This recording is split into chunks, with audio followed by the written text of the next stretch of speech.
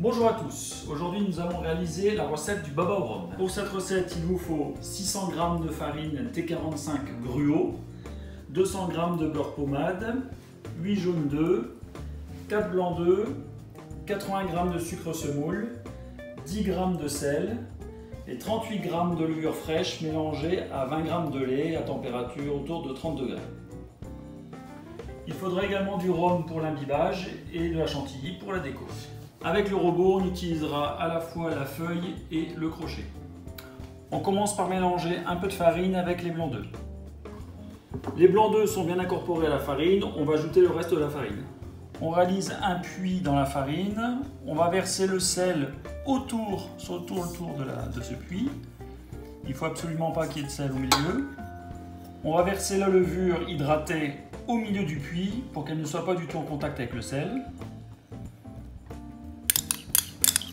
Maintenant, on va saupoudrer avec le sucre semoule l'ensemble. On va battre le mélange légèrement avec la feuille. Tous les ingrédients ont été mélangés. On va maintenant ajouter les jaunes d'œufs un par un en mélangeant doucement. Les jaunes d'œufs sont bien incorporés. On va maintenant utiliser le crochet et on va pétrir en ajoutant du beurre au fur et à mesure pour obtenir une boule de pâte. On peut finir d'ajouter le beurre en utilisant la feuille, mais une fois qu'on obtiendra une boule de pâte, il faudra pétrir à nouveau avec le crochet.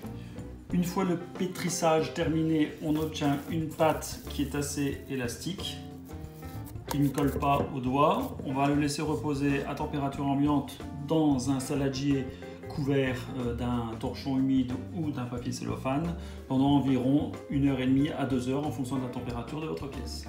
Votre pâte est prête à reposer. Il faudra qu'elle double de volume avant de poursuivre la recette. Après 1h30 à 2 heures, la pâte à baba a doublé de volume quasiment. On va la pétrir légèrement pour dégazer et ensuite on introduira la pâte dans les moules. On a placé la pâte à baba dans les moules aux 3/4 de la hauteur. On va laisser reposer encore 3/4 d'heure environ pour que la pâte monte encore avant la cuisson. Donc le lendemain, les babas sont rassis. On va pouvoir donc les imbiber. Pour le sirop d'imbibage, on va utiliser 700 g d'eau, 400 g de sucre semoule, 170 g de rhum, une gousse de vanille, un jus d'orange et un jus de citron. Et il faut que le sirop soit autour de 50 degrés pour imbiber les babas. On va immerger le baba 2-3 minutes dans le sirop d'imbibage complètement, avec des petites bulles qui sortent, c'est normal.